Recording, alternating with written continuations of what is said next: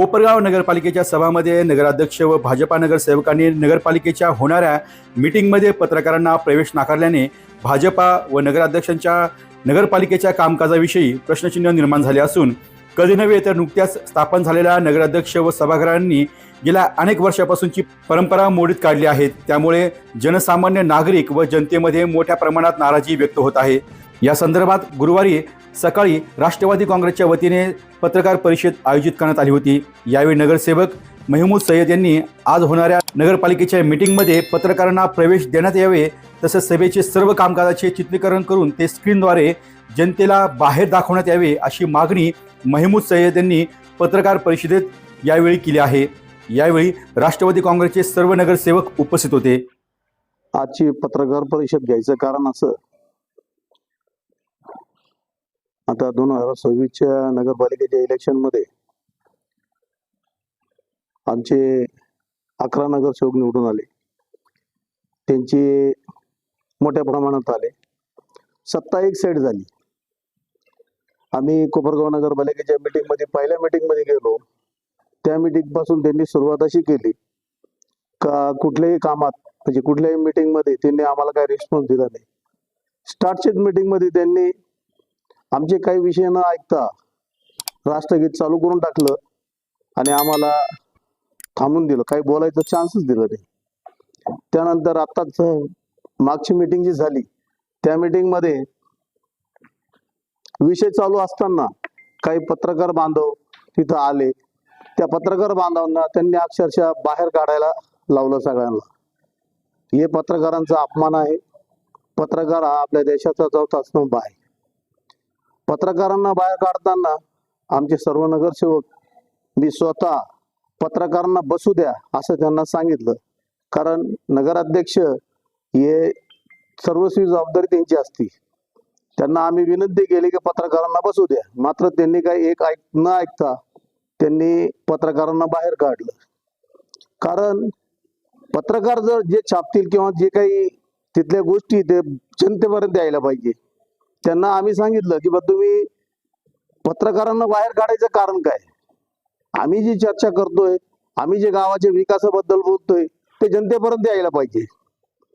त्यांनी या पत्रकारांना बाहेर काढलं।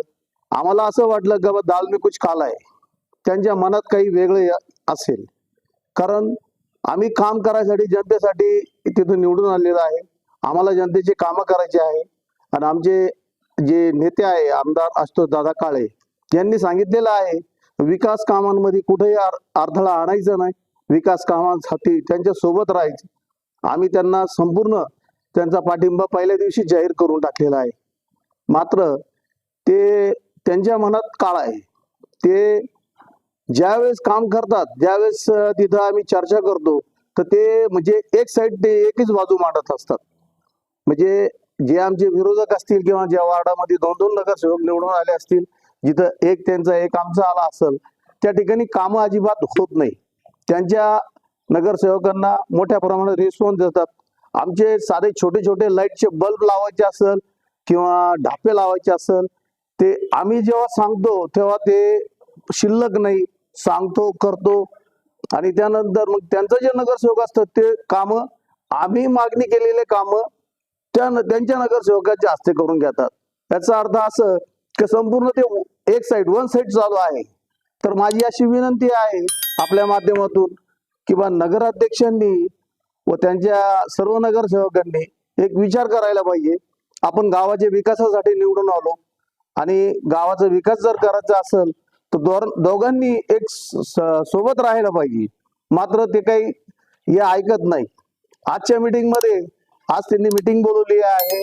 त्या मीटिंग मध्ये आमची अशी इच्छा आहे की जितके आपले पत्रकार बांधव असतील त्यांनी बसून द्यायला पाहिजे आणि एक बाहेर टीव्ही जे मधली चलचित्र त्यांनी बाहेर एक स्क्रीन लावायला पाहिजे। जनतेने पण बघायला पाहिजे की बा काय मीटिंग मध्ये काय चाललेलं आहे, कोण सच्चा आणि कोण झुटा हे दिसून येईल।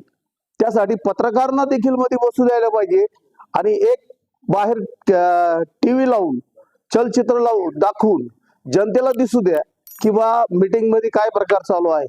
तर माझी अशी या माध्यमातून एक विनंती आहे, एक नगरसेवक एक पक्षप्रतोद या नात्याने किंवा नगराध्यक्षांनी कमीत कमी जनतेला कळू द्या की बा हे कामं कोणत्या पद्धतीने चालू आहे, कोणते कामं होतात किंवा कोणत्या कामाला ते अडथळा आणतात, हे जनतेसमोर जाणं गरजेचं आहे.